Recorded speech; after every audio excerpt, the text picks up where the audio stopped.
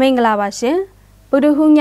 ပမာတိုင်းစားပါရာဖြင့်တင်ဆက်မှုအစီအစဉ်မှပြန်လည်ကြိုဆိုလိုက်ပါရရှင်ယနေ့ညတင်ဆက်ပေးကြမယ့်တင်အကြောင်းအရာတွေကတော့မုံမောက်ဒေတာမှာစစ်ကောင်စီတပ်နဲ့ KIA တပ်ဖွဲ့တို့ကြားလက်နက်ကြီးဖြင့်တိုက်ခိုက်နေတဲ့တင်တစ်တော်သိန်းတည်းရဲ့တင်ကြံဖွင့်လှစ်တင်ကြားနေတဲ့တင်နဲ့ Legal Network ဥပဒေအထောက်အကူပြုကွန်ရက်အဖွဲ့လက်ချင်းစနစ်ပြခန္ဓာပြုလုပ်တဲ့တင်တွေကိုကျွန်မမွန်းကြမှာတင်ဆက်ပေးကြပါမယ်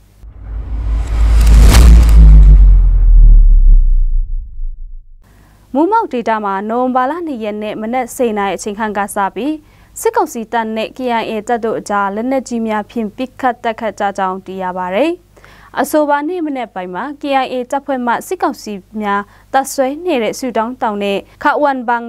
တကောမကြဘုံဘက်လက်နက်ကြီးများဖြင့်ပစ်ခတ်ရာကနေနှစ်ဖက်လက်နက်ကြီးများဖြင့်ပစ်ခတ်တိုက်ခတ်လာခဲ့ပြီးမုံမောက်စစ်ကောင်စီတပ်ခမာယ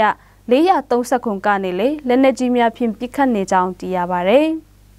၎င်းဒေတာမှာစစ်ကောင်စီတပ်မှအနီးဝန်းကျင်ဘက်လက်နက်ကြီးရန်တမ်းပစ်ခတ်မှုပြုလုပ်နေတာကြောင့်အပိမဲ့ဒေတာခံပြည်သူများထိခိုက်ဒေဆုံးခြင်းနေအိမ်များပါရာရဲ့အဆောက်အအုံများ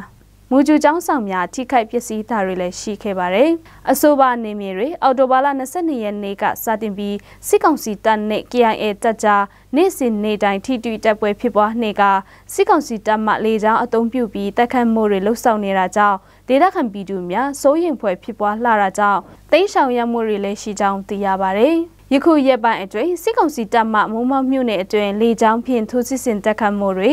လက်နက်ကြီးရန်တမ်းပစ်ခတ်တာဆက်တိုက်ပြုလုပ်နေတာကြောင့်ဒေသခံပြည်သူတွေထိခိုက်လာမှာကိုလည်းစိုးရိမ်နေကြကြောင်းသိရပါတယ်ရှင်။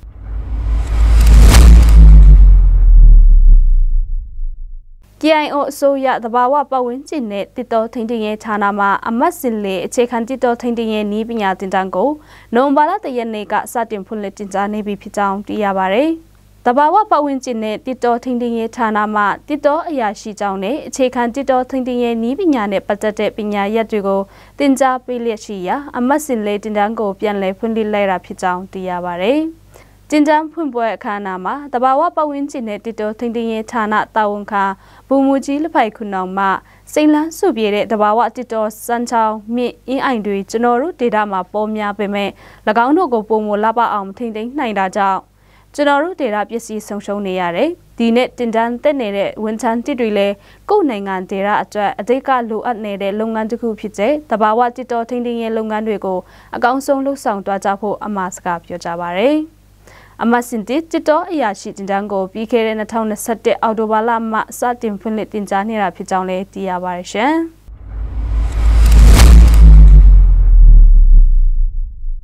မိုင်ဂျာယန်လော့အကယ်ဒမီကျောင်းမှာအောက်တိုဘာလ31ရက်နေ့က Legal Network ဥပဒေအထောက်အကူပြုကွန်ရက်ဖွင့်လှစ်ခြင်းစနစ်ပြခန္ဓာပြုလုပ်ကျင်းပခဲ့ကြောင်းသိရပါတယ်။အခမ်းအနားမှာ Legal Network နဲ့လက်တွဲပြီးအလုပ်လုပ်တဲ့အဖွဲ့အစည်းများ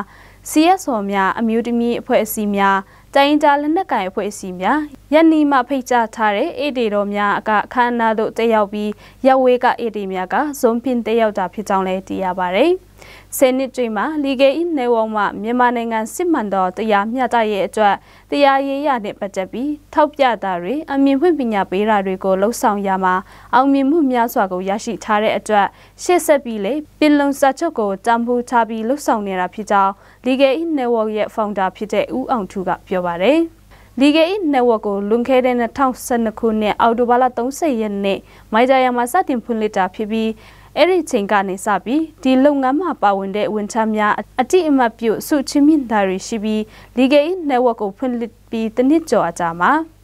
Federal Law Academy ကျောင်းကိုလည်းဖွင့်လှစ်ထားပြီးမြန်မာနိုင်ငံအတွင်းမှာနေထိုင်တဲ့ကချင်လူငယ်များကိုတရားရေးရနဲ့ပတ်သက်တဲ့ပညာရပ်များသင်ကြားပေးနေတာဖြစ်ပြီးယခုချိန်မှာကျောင်းဆင်းတဲ့ကျောင်းသားကျောင်းသူပေါင်း100ကျော်ရှိပြီးလက်ရှိကျောင်းသားပေါင်း80ကျော်ပညာသင်ယူနေကြောင်းလည်းသိရပါတယ်ရှင်။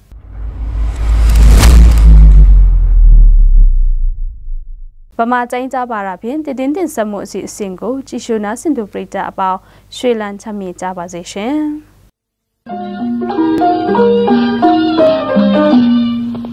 ။